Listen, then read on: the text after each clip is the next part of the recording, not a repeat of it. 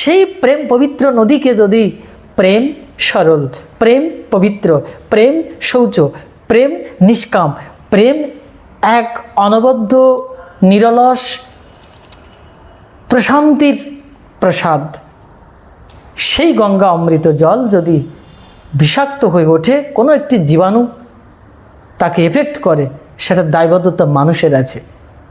শুধু কুম্ভকে কেন্দ্রায়িত করে নয়, ভারতবর্ষের 130 কোটি 40 কোটি মানুষ, তাদের হাগা মল মূত্র আদি সব গঙ্গাতে গিয়ে চলে যাচ্ছে। মানুষের ধ্যান নেই, শুধু স্নান করব, মানুষ মরে যাক, তবু পুণ্য সঞ্চয় করে এখান থেকে নিয়ে চলে যাব। আর এক শ্রেণী মানুষ আছে যে সম্প্রচার আমাদের করতেই হবে। এখানে 7 কোটি মানুষ জড়ো হয়েছে, 5টা মানুষ মারা গেছে, no fact does not matter to আস।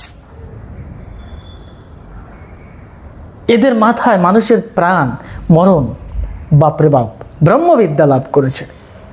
একটা বাচ্চা ছেলে দিল্লিতে, 5-7টা বাচ্চা ছেলে মেয়েরা, ছোট ছোট বাচ্চারা মারা গেছে পদপিষ্ট হয়ে।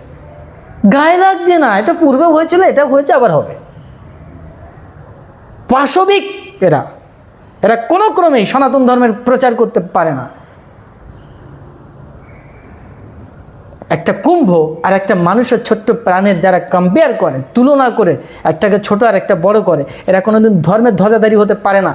এরাই হচ্ছে কাফের, এরাই হচ্ছে শয়তান, এরাই হচ্ছে বদমাইশ, এরাই হচ্ছে অরাজনৈতিক নৈরাজ্য সৃষ্টি করছে।